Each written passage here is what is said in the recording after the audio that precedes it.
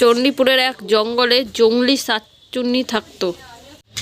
জংলি শাকচুন্নিটি চণ্ডীপুরের লোকদের নিয়ে এক জায়গায় সভা বসিয়ে তাদেরকে অনেকগুলোই কাজ করাতো, তার নিজের কাজ।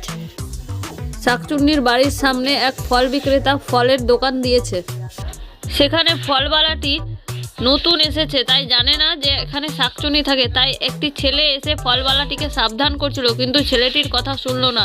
আর শাকচুন্নি এসে তখন ফলওয়ালাকে বলে, তুই এখানে কার অনুমতিতে দোকান দিয়েছিস? এই সব ফলগুলো আমাকে দিয়ে দে। ফল বিক্রেতাটা তখন তর্ক লাগিয়ে দেয় শাকচুন্নির সঙ্গে। ছেলেটি ফল বিক্রেতাকে অনেক বোঝায়, কিন্তু সে ফল বিক্রেতাটা শুনে না আর বলে যে তুই এখান থেকে যা। তারপর ফলওয়ালা কোনো মতো পালায়, কিন্তু ছেলেটি পালাতে পারে না। তখন গ্রামের লোকেরা শাকচুন্নির কাছে মাপ চেয়ে নেয় আর বলে যে ছেলেটিকে ছেড়ে দিতে, কিন্তু শাকচুন্নি তাদের কথা শুনছিল না। তাই এক পরী এসে তাদেরকে বাঁচিয়ে দেয়। পরীটি জাদু করে শাকচুন্নিটিকে বন্দি বানিয়ে নেয়।